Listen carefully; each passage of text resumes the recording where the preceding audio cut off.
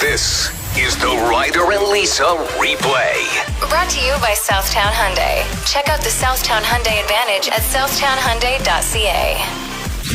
It's time for Overrated, Underrated with Ryder and Lisa.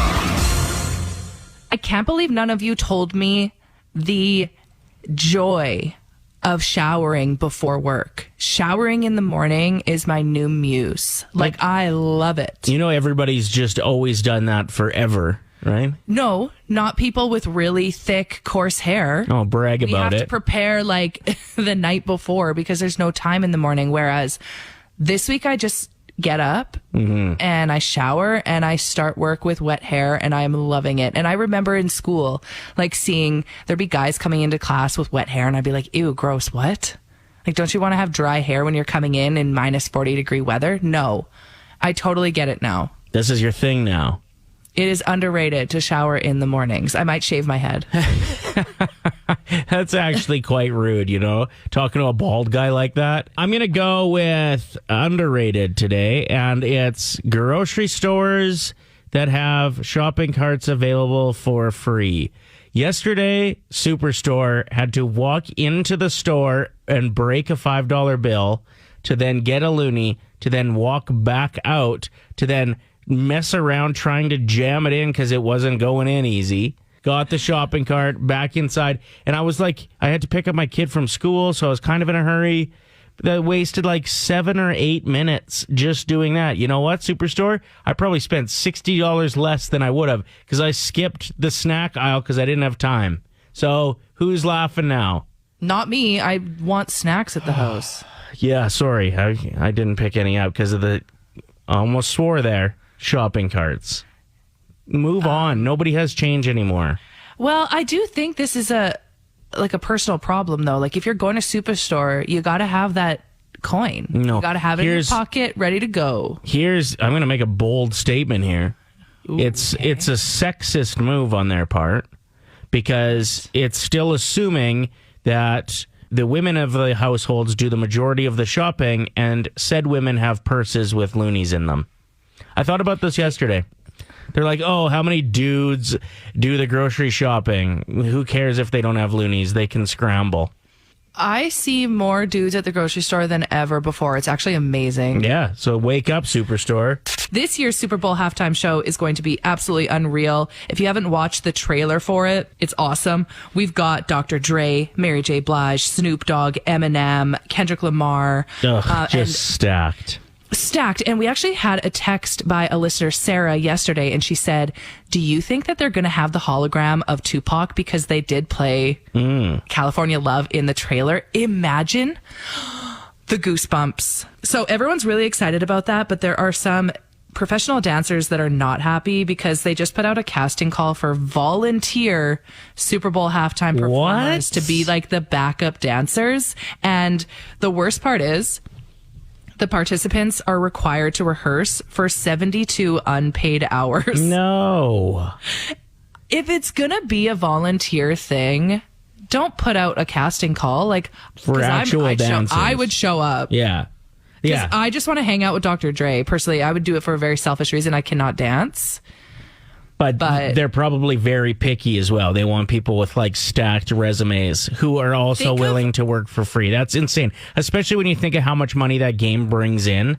Like, you could pay everybody for the rest of their life off the money they make from one commercial.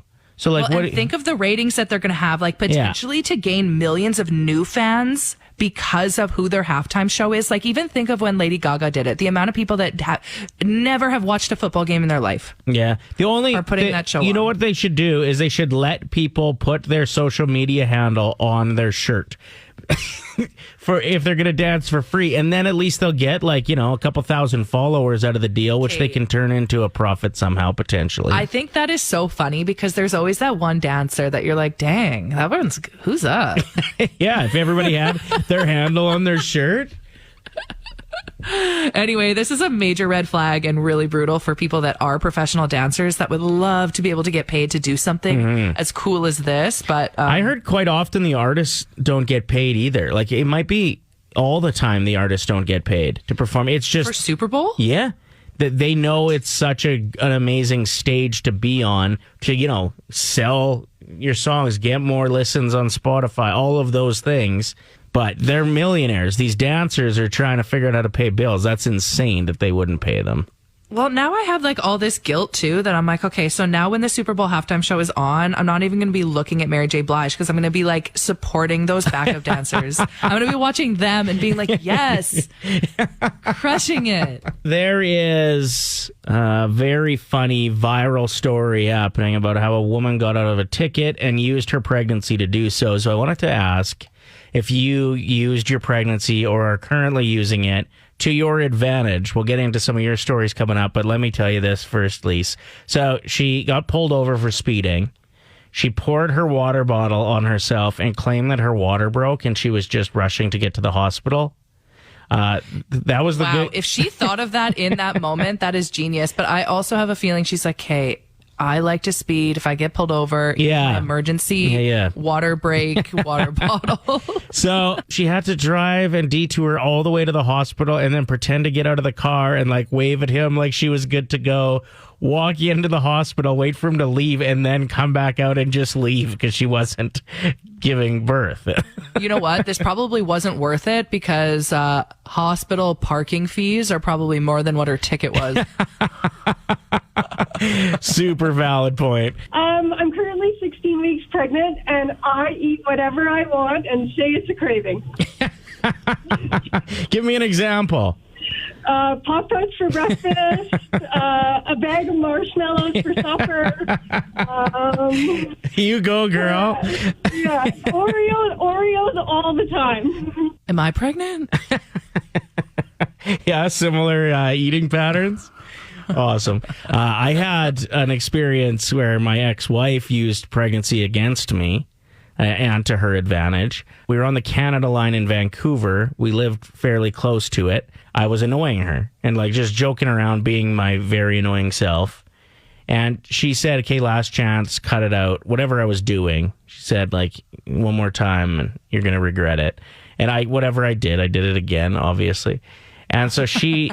in a very loud voice and at like 8 months pregnant, looking very vulnerable, says, "Sir, I'm getting off at the next stop and I don't want you to follow me." And then she just like smirked at me and like the train was full of people. And so it stops and I had to ride the train while people like stared judgingly at me for like another 2 stops, and then I had to get off the train, pretend I was going somewhere else, come back, and then take it back home again. When I arrived back home, she was standing in the window giving me the finger and eating, if I'm not mistaken, a box of crackers at the time and just smiling. Are you sure it wasn't a bag of marshmallows? Yeah, it might have been. Samantha hit us up and said, "My dog became super protective and clingy when I was pregnant. I definitely soaked up all the pupper cuddles." Aw. Yeah, they do. That's what I need to do to get more attention from dogs. So, you know the pregnancy parking spot? Yes.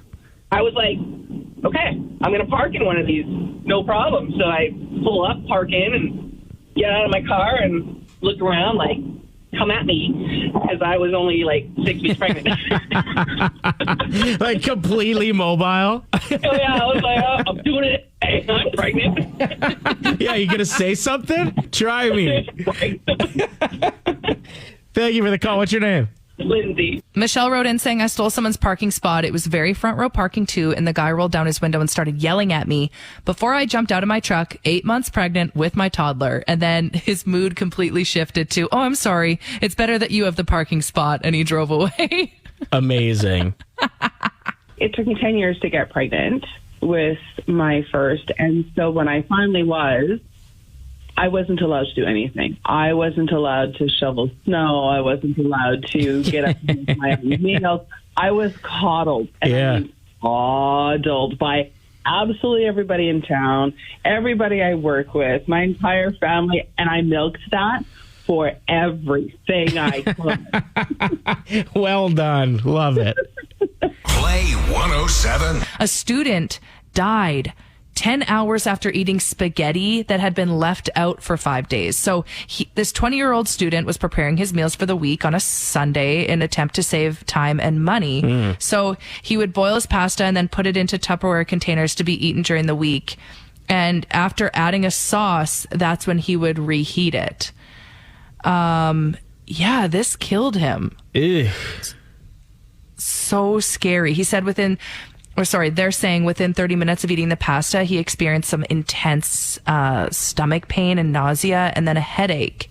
I mean, and then he had diarrhea. He died doing what he loved, eating spaghetti. What's that? Eating leftovers? Yeah. You know what? Spaghetti leftovers is like one of my favorite things to eat. But I think, the problem here is he wasn't refrigerating the pasta noodles. I think this needs to be something that's discussed more in school. Like, I've said this before, a lot of people have this opinion that I think as parents, we need to equip our kids to be ready for the world, but there are a lot of kids that maybe don't have that hands-on opportunity to have parents that are actively involved in raising them. And I do think that comes on to the school's responsibility and the school's plate to teach things like, bacteria and the dangers of it. When I went to college, I watched like some of the dudes mainly roll in and have no idea what they were doing. Yeah, so how this student passed away was by a bacteria, like you said, and it's the same thing that happens with rice when that's left out at room temperature for several hours. It can be very toxic for you. Yeah.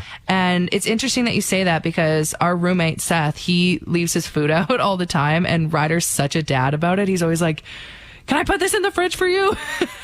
Danger Zone. It's pretty much just a reason for me to start singing Highway to the Danger Zone. I do remember learning about the Danger Zone in home ec, but you're right. It needs to be highlighted a lot more in life, it seems. Well, and like I've seen moves from dudes where they'll like marinate meat, like chicken, in something, and then they'll cook the chicken, and then they'll use the marinade sauce to drizzle on their food. And I'm like, what the hell are you doing? You can't do that.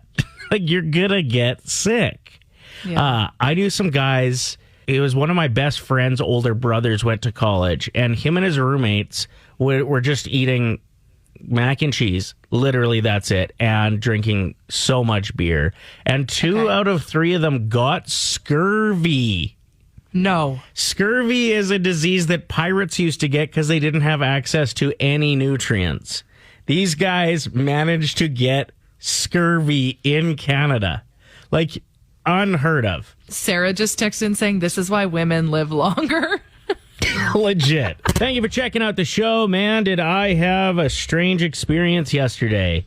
I just don't understand your bowel movements. Like, can't you wait? Why do you have to use a superstore bathroom? That's a little too personal, I think, to get into this. I just don't know anyone else. I've never met anyone that's had to use the superstore bathroom unless they have a toddler. From the look of the bathroom yesterday, it had a lot of traffic. Okay. So I'm doing my biz in there, and then all of a sudden I hear 2 women talking. I'm like, what's happening? And I was like, wait a minute. Yeah, there weren't urinals. So I knew I was in the ladies' bathroom. Whoops. And so I'm waiting for them to like finish up, wash their hands, getting the best gossip. And then they head out, and I'm like, okay, now it's my chance to get out of here. And as I'm walking out, like a lady walks into the bathroom and just gives me the strangest look. Now, I was wearing a mask and I had a toque on, so maybe she just thought, woof, Like that is a funny looking lady. Mm-hmm. Oh, Will just said maybe she did mistake you for a woman in the women's washroom because you have really small hands. But people are just, everyone's just roasting Ryder on the text line now. Thanks, everyone. Ryder and Lisa. Brought to you by Southtown Hyundai. Play 107.